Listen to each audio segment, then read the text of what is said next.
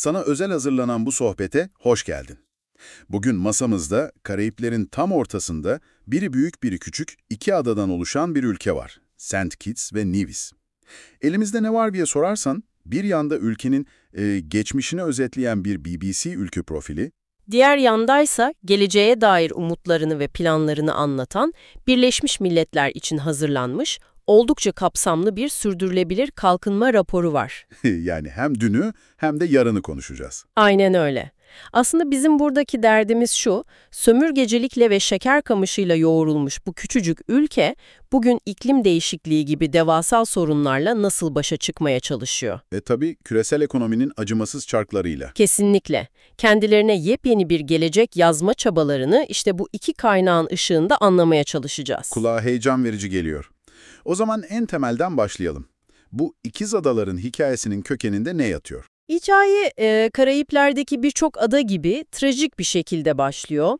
BBC profili, 1620'lerde İngilizlerin ve Fransızların adaya ilk ayak basan Avrupalılar olduğunu söylüyor. Burası onların bölgedeki ilk sömürgelerinden biri yani. Evet, ilklerden biri. Ayak basmak biraz masum bir tabir oldu galiba. Genellikle bu hikayeler pek de barışçıl ilerlemiyor. Hiç ilerlemiyor.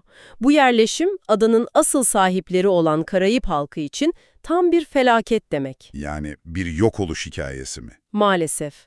Avrupalılar adayı dev bir şeker tarlasına çevirmek istiyor ve bunun için yerli halkı sistematik olarak yok ediyorlar. Ve sonra? Sonrası o bildiğimiz acımasız üçgen. Afrika'dan yüz binlerce insan köleleştirilerek bu tarlalarda çalışmaya zorlanıyor.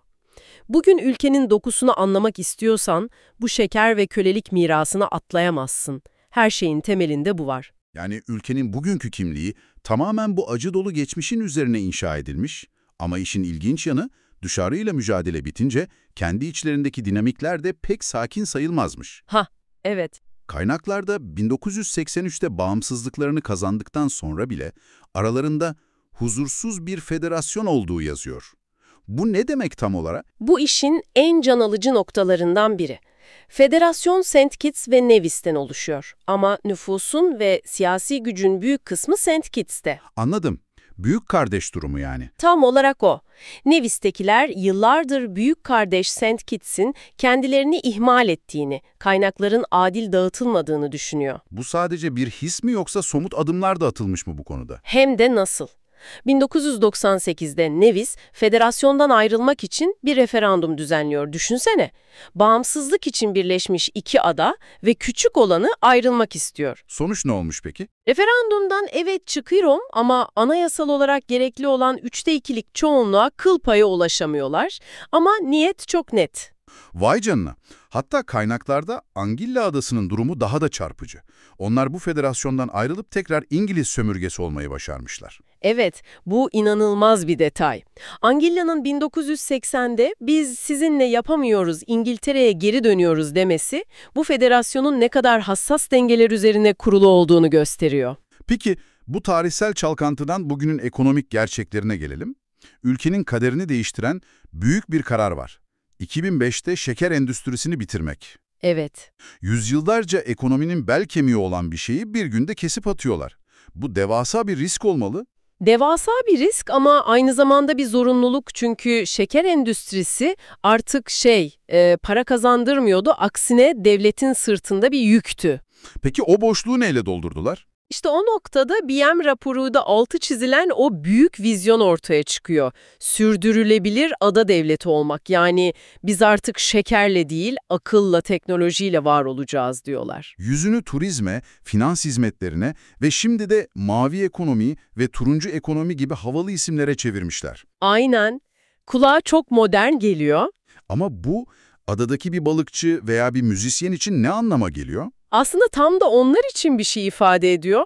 Mavi ekonomi sadece okyanustan balık tutmak değil, sürdürülebilir su ürünleri yetiştiriciliği, deniz koruma alanları üzerinden ekoturizm. Geleceğe yatırım yani. Kesinlikle okyanusu bir maden gibi tüketmek yerine onunla birlikte yaşayan bir ekonomiye dönüşmek. Turuncu ekonomi ise o meşhur Karayip müziğini, festivallerini, yani yaratıcılığı paraya çevirme sanatı. Anladım. Bu dönüşüm etkileyici ama kaynaklar Bu yeni yolda ilerlerken bazı ilginç çelişkiler yaşadıklarını da gösteriyor. Mesela sağlık. Evet, sağlık tam bir madalyonun iki yüzü hikayesi. Bir yanda büyük başarılar var. Ortalama yaşam süresi 75 yıla çıkmış. Bu harika bir rakam. Bu temel sağlık hizmetlerinin iyi işlediğini gösterir. Kesinlikle. Çocukluk çağı aşılamalarında neredeyse %100'e ulaşmışlar. Ama madalyonun diğer yüzünde ne var? Diğer yüzünde modern dünyanın bir vebası var, obezite. BM raporuna göre okul çağındaki çocukların %26'sı, yani her 4 çocuktan biri obez. İnanılmaz bir oran. Sebebi ne peki? En büyük neden ithal edilmiş, ucuz ve bol kalorili işlenmiş gıdaları olan bağımlılık. Yani bir yandan enfeksiyon hastalıklarını yeniyorlar, diğer yandan modern yaşam tarzı hastalıklarına teslim oluyorlar. Bu modern dünya ikilemi ekonomide de karşımıza çıkıyor sanırım. Hem de nasıl? Ekonomiye baktığımızda gerçekten şaşırtıcı bir tablo var.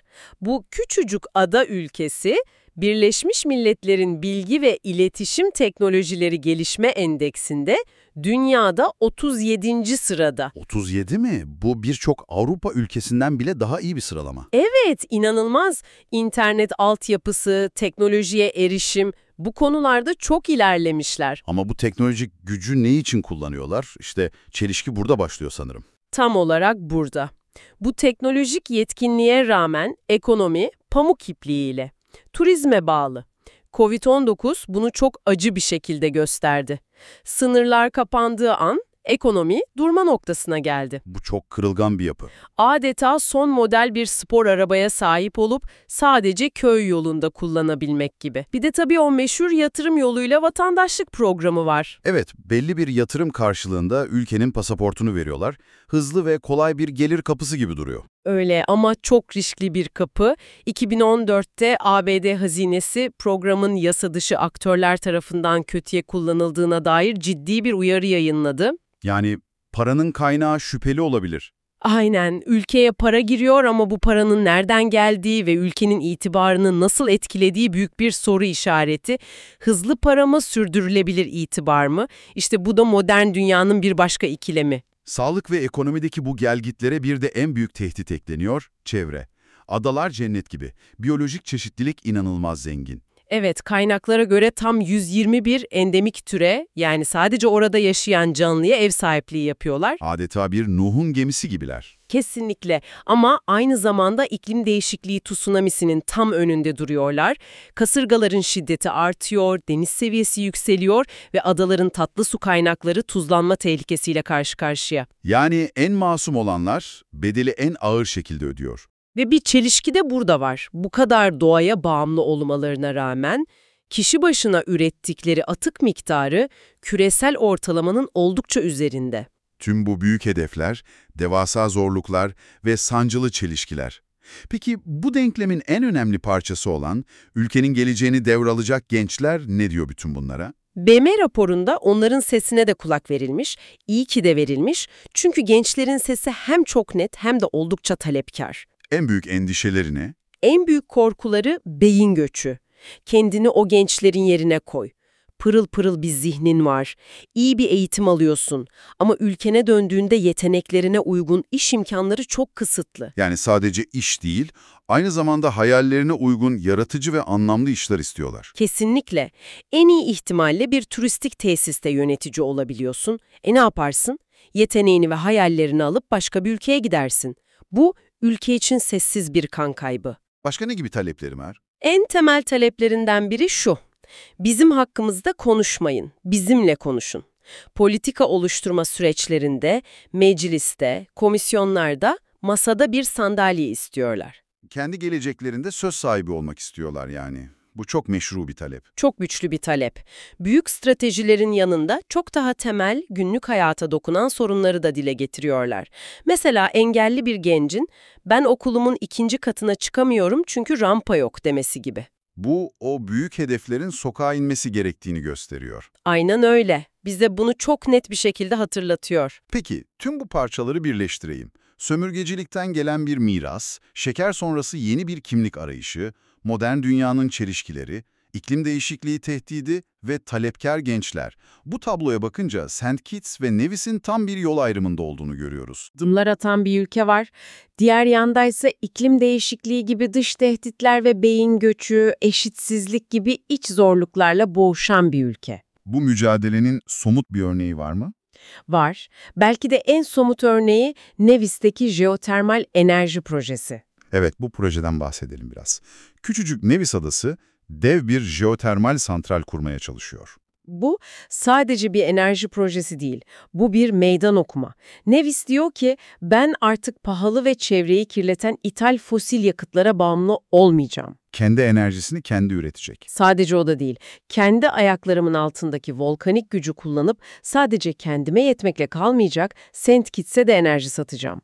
Bu proje başarılı olursa hem enerji bağımsızlığını sağlayacak hem de iklim hedeflerine ulaşmada dev bir adım olacak. Bu o küçük adanın ne kadar büyük hayaller kurabildiğinin kanıtı. Kesinlikle. Yani bu küresel güçlerin insafına kalmış küçücük bir ada ülkesinin tüm zorluklara rağmen kendine nasıl dirençli ve modern bir gelecek inşa etmeye çalıştığının canlı bir hikayesi. Sana üzerinde düşüneceğin son bir soru bırakalım. Ülkenin resmi sloganı Country Above Self, yani benliğin üzerinde ülke. Evet, İki ada arasındaki o tarihsel gerilimleri, neredeyse ayrılma noktasına gelmelerini düşündüğümüzde, diğer yanda iklim değişikliği gibi ancak tam bir birlikle aşılabilecek varoluşsal tehditler var. ve gençlerin daha fazla katılım çağrısı. Aynen, bütün bunları göz önüne aldığımızda 21. yüzyılda bu federasyon için benliğin üzerinde ülke olmak gerçekten ne anlama geliyor? Bu, bireysel ada kimliğiyle kolektif hayatta kalma arasındaki o hassas dengeyi bulma sorusu.